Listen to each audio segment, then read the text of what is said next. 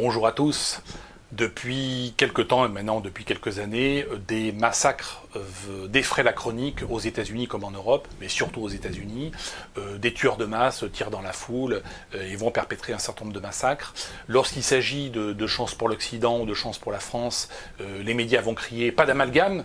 Ça n'a rien à voir avec une quelconque religion ou une quelconque idéologie. Par contre, lorsqu'il s'agit d'un blanc qui va perpétrer un massacre, là tout de suite, il y a amalgame. L'amalgame est obligatoire, il s'agit de l'extrême droite, il s'agit de la bête immonde qu'il faut combattre. Donc, tueur de masse, pas d'amalgame, c'est la vidéo du jour, c'est parti.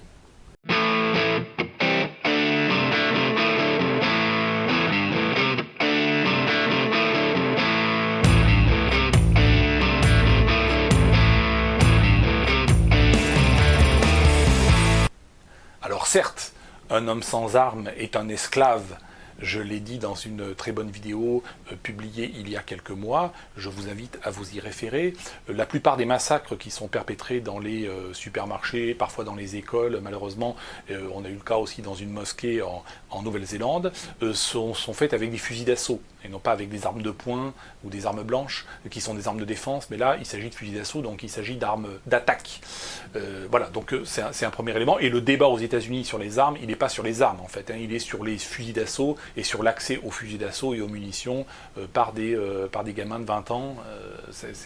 Le débat il se porte à ce niveau-là, en tout cas aux États-Unis. En Europe, il ne se porte pas, puisqu'on ne peut pas acheter de fusils d'assaut, mais on peut acheter, encore une fois, lorsque l'on fait du tir sportif ou lorsque l'on est chasseur, des armes tout à fait intéressantes pour pouvoir se défendre. Donc je vous renvoie à ma vidéo « Un homme sans armes est un esclave ». La question qui se pose sur ces attaques est celle du terrorisme. Le terrorisme, j'ai souvent expliqué, j'ai fait aussi une vidéo sur le terrorisme contre-productif, le terrorisme est contre-productif lorsque le terroriste se réfère à une religion ou à une idéologie. On l'a vu, le terrorisme islamiste perpétré par les membres de l'État islamique, qui a consisté à égorger devant les caméras un certain nombre de journalistes ou un certain nombre d'otages, a fait terriblement reculer l'islam dans les pays arabo-musulmans, mais également dans les pays occidentaux, où jusque dans les années 2005-2010, il y avait quand même pas mal de conversions. Là, les choses se sont complètement inversées aujourd'hui. Donc le terrorisme est très largement contre-productif. En l'occurrence, ces massacres sont perpétrés plutôt par des loups solitaires qui ne se réfèrent pas spécifiquement à une religion ou à une idéologie, lorsqu'il s'agit notamment de petits blancs qui vont prendre des armes et qui vont perpétrer un massacre. On a davantage des massacres liés, ou des attentats, car il s'agit d'attentats qui ne sont pas du tout nobles, il ne s'agit pas du tout de trouver quelconque noblesse dans ce combat-là. Fondamentalement, le désespoir est très différent du terrorisme idéologique piloté par des organisations, piloté par des États, planifié de manière très froide. Là, il s'agit, on va dire, d'attaques plutôt chaudes de gens qui sont en rupture de banc, qui sont très désespérés, et il faut les analyser de ce point de vue-là, du point de vue de la désespérance. Et la désespérance, c'est quelque chose qui est très dangereux, parce que la désespérance peut susciter une certaine sympathie, ou du moins une certaine empathie. On peut comprendre la désespérance. Le terrorisme froid établi, et je rappelle que c'est la Révolution française et la République française qui a inventé le mot terroriste, et qui a inventé le terrorisme, et qui a inventé le génocide de population, notamment contre les Vendéens. Donc c'est une invention de l'État français, le terrorisme. Voilà, et qui a été pratiqué, et finalement les rebelles de la Révolution américaine contre leurs colons britanniques et la colonisation de l'Empire britannique peut être aussi qualifié de terroriste dans une certaine mesure. Donc il faut faire très attention. Les résistants pendant la Seconde Guerre mondiale, français, Jean Moulin et autres, étaient officiellement des terroristes. Donc bon, mais le terrorisme aveugle, planifié encore une fois par des organisations, froidement par des organisations, est contre-productif. La désespérance n'est pas forcément contre-productive. C'est pour cela qu'elle peut être tout à fait dangereuse, parce qu'elle peut susciter une empathie dans la population. Surtout si demain, vous avez des attaques, non pas contre des pauvres migrants qui se trouvent dans un supermarché, voilà, mais contre des politiques, par exemple.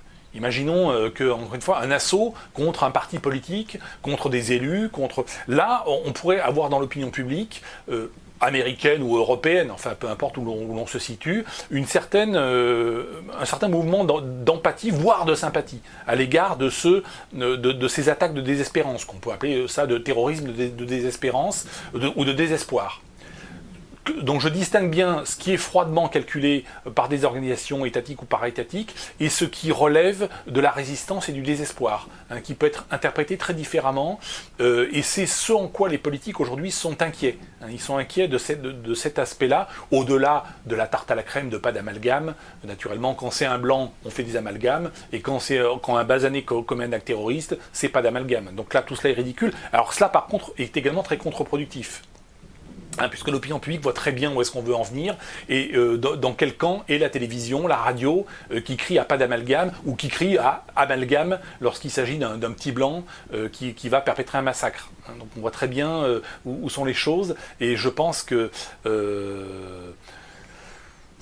encore une fois l'attitude des médias elle est très instructive sur qui nous dirige et sur les ordures et la pourriture que nous avons à la tête de nos États.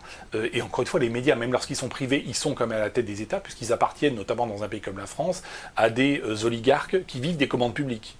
Hein, donc voilà, faites la liste des médias, regardez qui est propriétaire, et d'où vient la fortune de ces propriétaires, ben, ça vient de commandes publiques. Hein, donc ils sont en fait fondamentalement au service de l'État, même lorsqu'ils sont privés, ce qui est extrêmement pervers et tordu. La leçon qu'on peut en tirer aussi, c'est que, au niveau on va dire de la cause occidentale ou occidentaliste, c'est que l'Occident ne sera pas colonisé, fondamentalement à long terme, parce qu'il n'est pas colonisable. Aujourd'hui, s'il y a des migrants qui viennent massivement, notamment dans un pays comme les États-Unis, c'est pas pour y travailler, parce qu'il faut savoir une chose importante, c'est que le salaire d'un ouvrier agricole au Mexique ou au Texas est le même. In fine, c'est le même salaire. Alors pourquoi des millions de gens veulent-ils venir travailler, alors qu'il y a du travail au Mexique, en Amérique du Sud, sans problème, pourquoi viennent-ils travailler en Amérique du Nord? Je rappelle qu'en 2008, lors de la crise économique, il y a 2,5 millions de Mexicains qui ont repassé la frontière, qui sont retournés travailler au Mexique. Parce qu'aux États-Unis, si vous ne travaillez pas, vous ne mangez pas.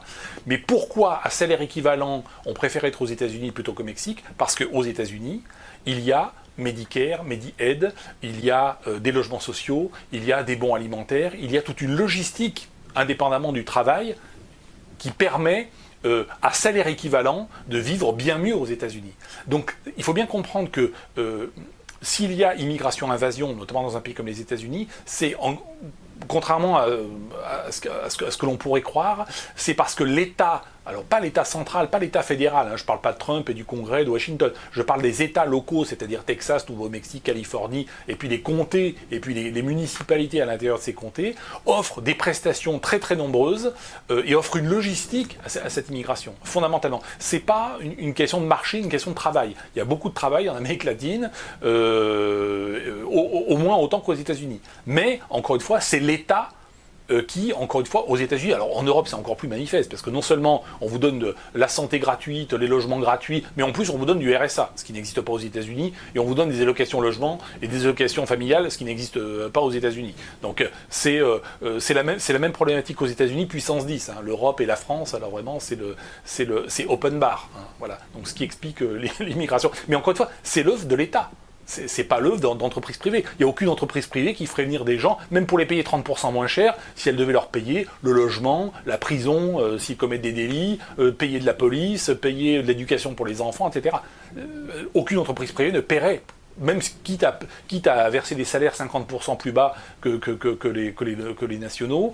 Il est évident que s'il n'y a pas la logistique étatique, il n'y a pas d'immigration-invasion.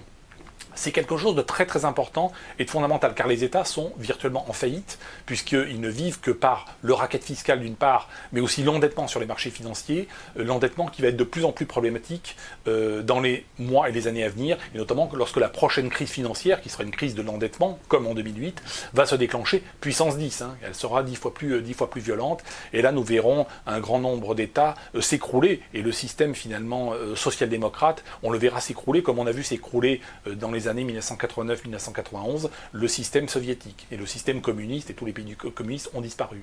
Donc nous ne sommes pas colonisés parce que nous ne sommes pas colonisables, et moi je suis encore une fois très optimiste. Hein. Je suis positif, je suis optimiste. Nous sommes des francs, nous ne sommes pas des soumis, et nous en sommes conscients.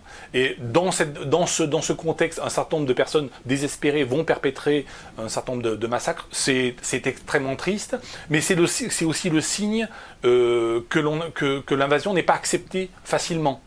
C'est douloureux, c'est comme se taper le tibia contre un poteau, ça fait très mal, mais il faut en tirer la bonne interprétation, en tirer les bonnes conclusions. Moi, je suis encore une fois très, très optimiste quant à l'écroulement de l'État et à toutes les conséquences de l'écroulement de l'État qui seront très positives en termes identitaires, tout simplement. Voilà, merci à toutes et à tous, et je vous dis à bientôt.